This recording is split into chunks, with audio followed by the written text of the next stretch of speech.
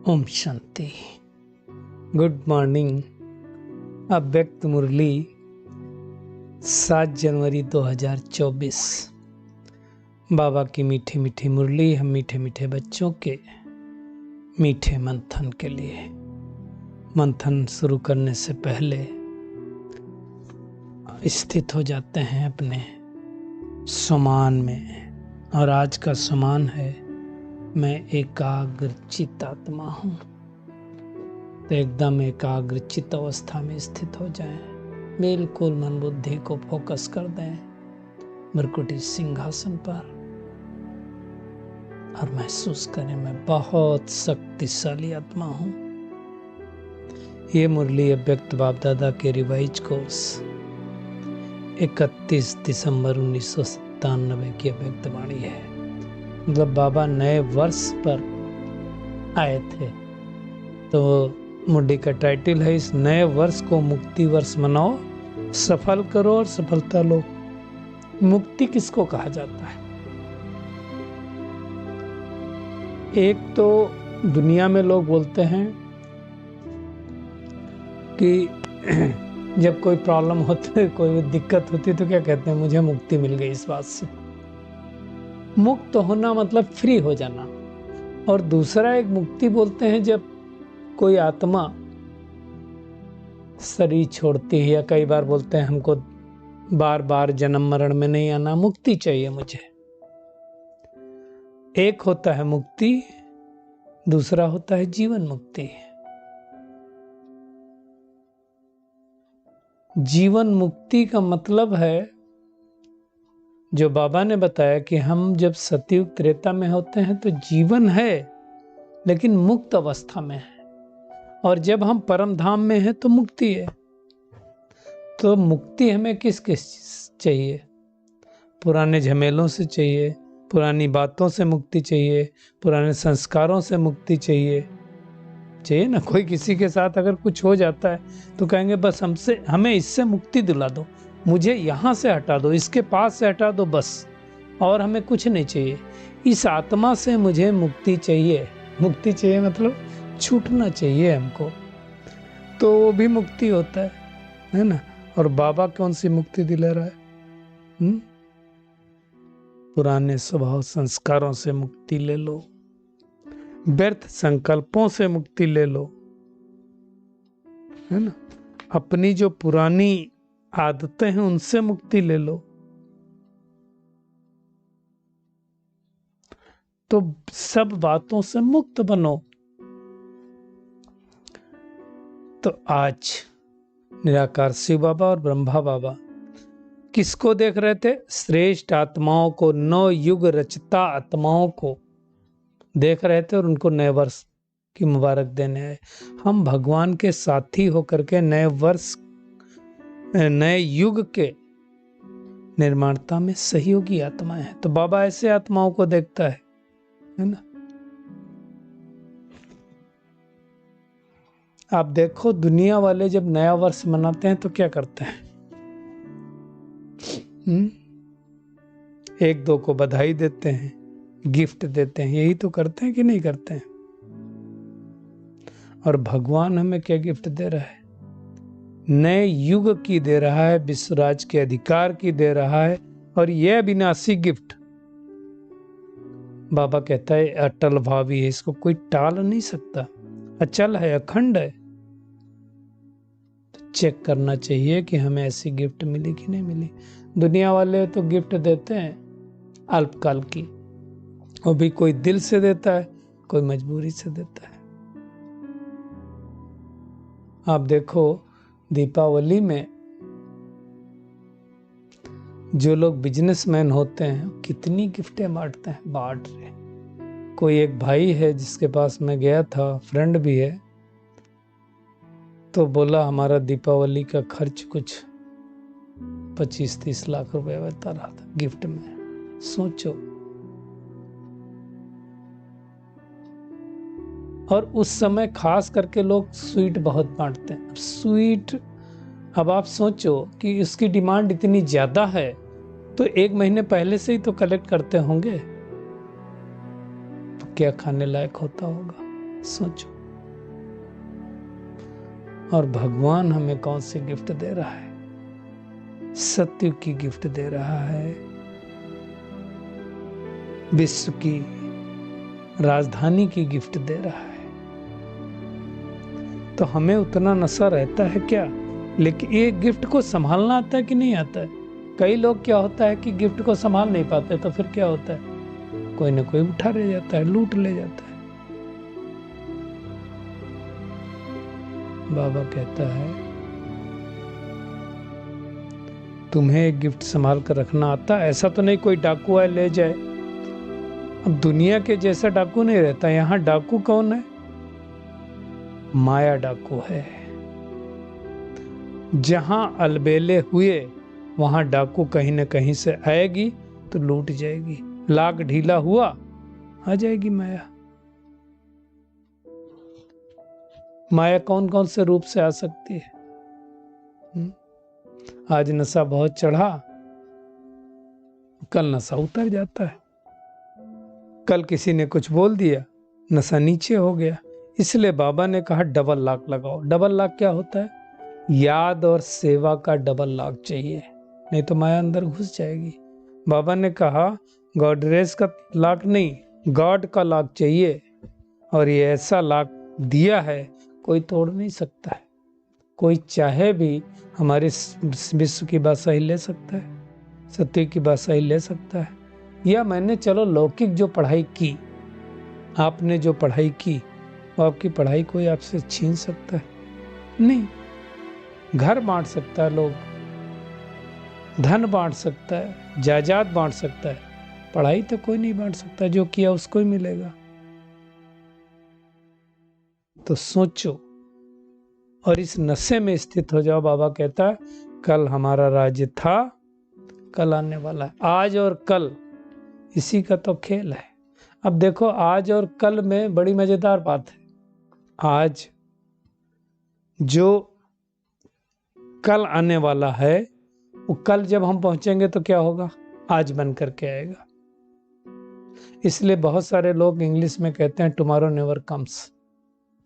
कल कभी आता ही नहीं है ना, क्योंकि कल जब होगा तो आज बन करके आएगा। तो कल तो है ही नहीं ना, फिर वो तो कल तो कभी आता नहीं।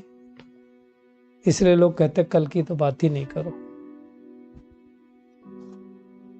तो कल जो था वो आज बन करके आया और फिर बीता हुआ कल, तो आज और कल में ही तो है। तो कल हमारा राज्य था और कल फिर आने वाला है। इतना नशा रहता। बाबा कहता तुमको तो अपनी ड्रेस भी दिखाई देनी चाहिए।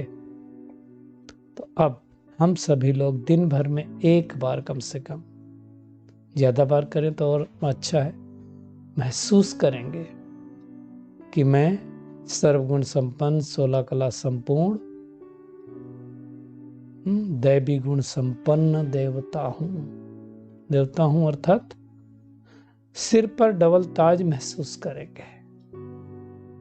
उस ड्रेस से सजा सजाया अपने आप को देखेंगे तो जब वो स्वरूप बार बार हम देखते ना तो सब कॉन्शियस माइंड में बैठ जाएगा।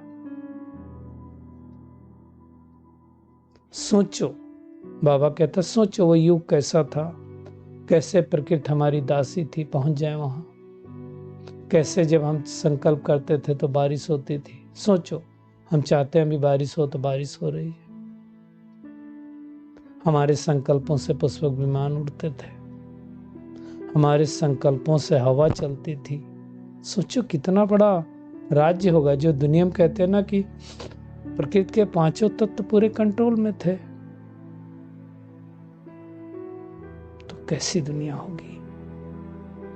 तो इतना बड़ा अधिकार हमें परमात्मा दे रहा है, दिला रहा है। लेकिन क्या करना पड़ेगा? उसकी श्रीमत पर चलना पड़ेगा। तो भगवान भी यही चाहता है कि अब क्या करो? सफल करो। क्या सफल करो? तो सफल करने के लिए 4-5 बातें हैं हमारी, है ना। पहला क्या सफल करो? समय। जो समय मिला है इस पुरुषोत्तम संगम युग में, उसको बाबा की याद में सफल करो, सेवा में सफल करो। व्यर्थ नहीं गवाओ, सोशल मीडिया में नहीं गवाओ। ग्रास्पिंग में नहीं गवाओ, फालतू बातें में झगमुई झगमुई में नहीं गवाओ। तो समय करो सफल।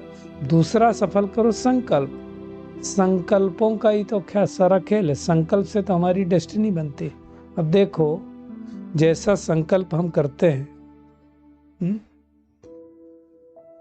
मतलब जैसे थॉट क्रिएट करते हैं, वैसे हमको फीलिंग होती है। थॉट के अनुसार फीलिंग होगी। थॉट क्रिएट करो, ये बहुत खट्टा है, तो फीलिंग आएगी ना खट्टेपन की। फिर क्या होगा, जैसी फीलिंग आएगी वैसा एटीट्यूड बनेगा। जैसा एटीट्यूड बनेगा फिर क्या होगा, वैसी हैबिट बनेगी। जैसी हैबिट बनेगी फिर क्या होगा, वैसी पर्सनालिटी बनेगी। और जैसी पर्सनालिटी बनेगी वैसी डेस्टिनी बनेगी। तो सारा खेल ही संकल्पों का है, थॉट का है। और बाबा कहता है संकल्प को सफल करो। अब ये संकल्प आते कहाँ से हैं, तो उसको भी समझना पड़ेगा। रॉ मटेरियल क्या है संकल्प, कहीं ना कहीं से तो आते होंगे। तो संकल्प आने का स्रोत क्या है? संकल्प आने के 3 ही स्रोत हैं। वो स्रोत को हम जान लेंगे तो फिर संकल्पों पर हमारा कंट्रोल आ जाएगा। पहला स्रोत है हमारा, जो कुछ हम देखते हैं, सुनते हैं, स्पर्श करते हैं, एरोमा लेते हैं, ये रॉ मटेरियल है, यहां से आता है संकल्प। अब वो चाहे सोशल मीडिया से हो, चाहे प्रिंट मीडिया से हो, चाहे इलेक्ट्रॉनिक मीडिया से, कहीं से भी हो, जो कुछ हम इन 5 कर्मेंद्रियों के द्वारा करते हैं वो संकल्प चलते हैं। कैसे? सवेरे सवेरे उठ करके आप न्यूज में कोई एक्सीडेंट देख लो। अब दोपहर में कोई आपके घर का व्यक्ति गया हो स्कूटी से, मोटरसाइकिल से, और वो ना आए 1 घंटा, फोन स्विच ऑफ बताने लगे, आपको कौन सा संकल्प चलेगा? जो सुबह आपने एक्सीडेंट वाला सीन देखा था, क्योंकि सुबह सुबह देख लिया, सब कॉन्शियस माइंड में बैठ गया। होता है कि नहीं होता? तो रॉ मटेरियल है। तो पहला रॉ मटेरियल है जो हम इंफॉर्मेशन गैदर करते हैं। दूसरा रॉ मटेरियल है जो पास्ट का हमारा एक्सपीरियंस होता है। पास्ट में जो जो हुआ होता है उसके हिसाब से संकल्प चलते हैं। मान लो कभी किसी समय आपने देखा हुआ किसी व्यक्ति को किसी ने डॉगी ने आकर के काट लिया। अब आप उसके 6 महीने बाद भी जा रहे हों और पीछे अगर आवाज आए कहीं कुत्ते की, काटा नहीं उसने, आपको वो सारा सीन दिखाई देगा। तो पास्ट एक्सपीरियंस क्या हो गए ना, संकल्प। और तीसरा हमारा जो बिलीफ सिस्टम होता है उसके भी चलते हैं, मान्यताएं, उसके हिसाब से चलते हैं संकल्प। अब मान्यता है कई लोगों की होती, ये तो 10 बजे रात के बाद आता है तो गड़बड़ ही होगा। अब वैसे संकल्प हमारे चलेंगे, निगेटिव चलेंगे। तो जो बिलीफ सिस्टम बन सकते हैं, बिलीफ सिस्टम ये भी है, लड़कियां तो बात बात में रोती है। अब वो ना भी हो तो वो संकल्प चल रहे हैं आपके, क्योंकि बिलीफ सिस्टम बना हुआ है। तो मान्यताएं 3 जगह से ही ये संकल्प आते हैं। तो संकल्प कंट्रोल करना है तो 3 चीजों को कंट्रोल करना पड़ेगा, और उसमें सबसे ज्यादा बिग रोल जो है हमारा बिलीफ सिस्टम है या इंफॉर्मेशन है। तो पहला हो गया अपना समय मतलब सफल करना, दूसरा संकल्प सफल करना, और तीसरा है श्वास। श्वास कैसे सफल करेंगे? श्वासों श्वास बाबा को याद करके, तभी तो सफल होगी।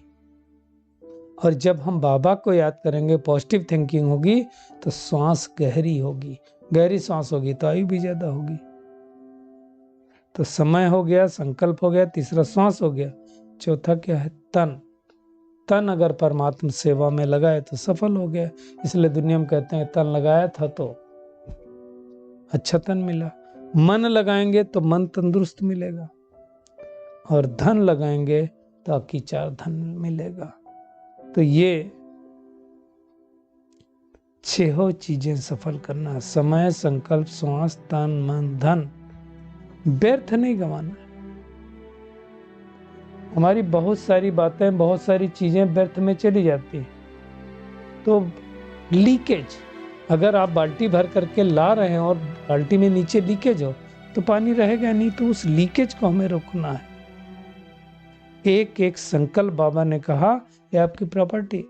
जैसे आप देखो जब बिल्डिंग बनाते हैं तो एक एक ईंट का महत्व होता है, इसी तरह से जब पर्सनालिटी बनती है हमारी तो एक एक संकल्प का महत्व होता है।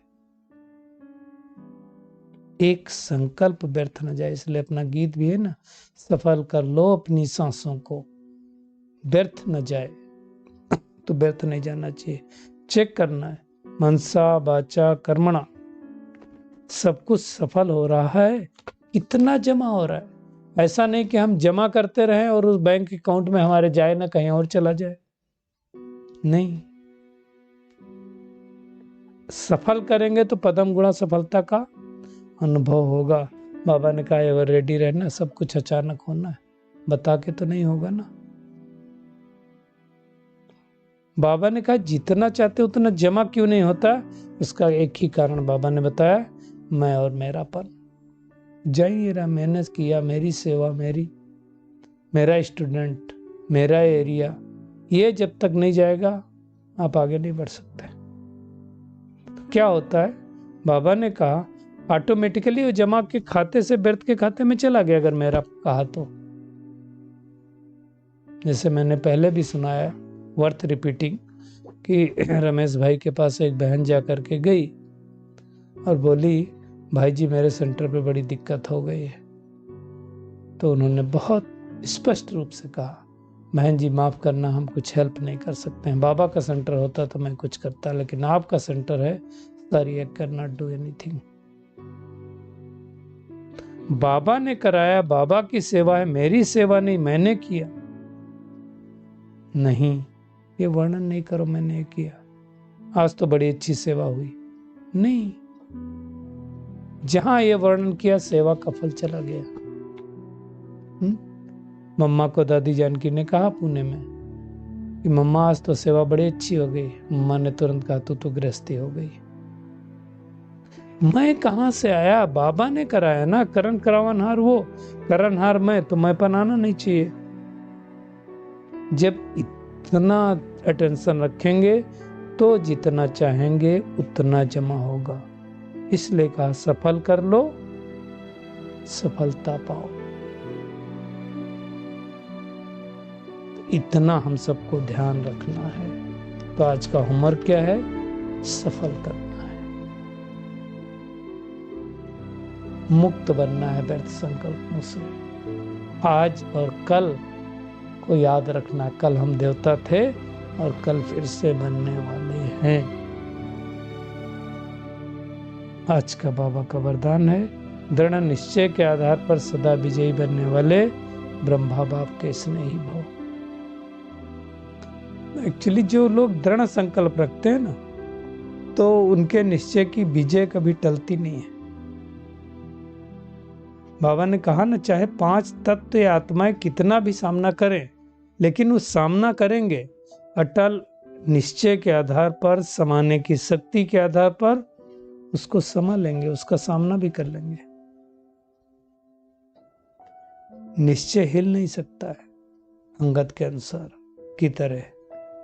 ऐसे अचल रहने वाले विजयी बाप के हम स्नेही बच्चे हैं। स्नेही बच्चे सदा ब्रह्मा बाप की भुजों में समाये रहते हैं। तो ऐसे स्नेही हैं, वो हमें चेक करना है।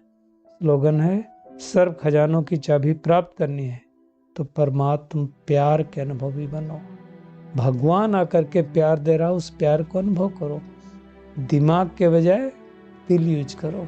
हम जैसे आत्माओं का दिमाग ज्यादा चलता है, तो दिमाग के बजाय बाबा ने कहा दिल यूज करो।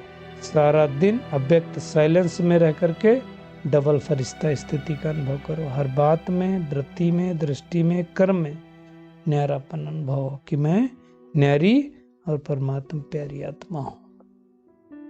शुक्रिया मीठे प्यारे बाप दादा, शुक्रिया आप सभी का इस मीठे मंथन के लिए। अच्छा, ओम शांति।